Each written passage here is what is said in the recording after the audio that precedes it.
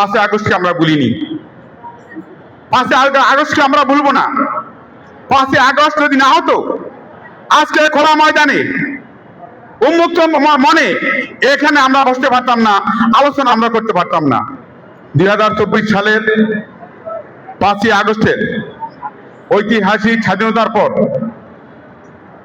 আমরা আশা করছিলাম এদেশের যেই লক্ষ্যকে সামনে রেখে হাজারো হাজারো তরুণ যুবক, ছাত্র জনতা, হাফেজে কোরআন, আলেম সমাজ বুকের তরুতাজা রক্ত ঢেলে দিয়ে স্বাধীনতা এনেছিল।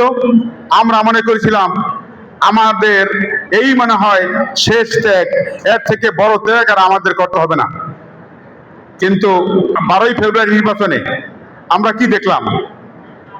যদিও কাগজে কলমে সুষ্ঠু নির্বাচন হয়েছে, কিন্তু আমরা আলেম সমাজ বঞ্চিত হয়েছি, আমরা ব্যথিত হয়েছি, আমাদের কলিজা রক্তক্ষরণ আরম্ভ হয়েছে।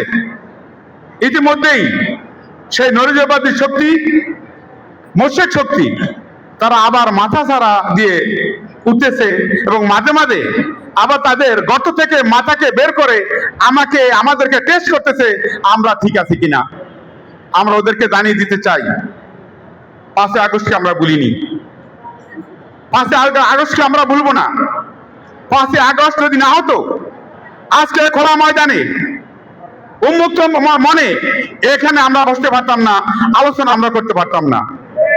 আমরা চাই না 5ই আগস্টে যারা বিদায়ী হয়েছে, নতুন করে নব্য কোন স্বৈরাচার, নব্য কোন ফ্যাসিস্ট আবার এদেশে এসে এদেশে তাওহীদি জনতাকে আবার খেপিয়ে তোলে।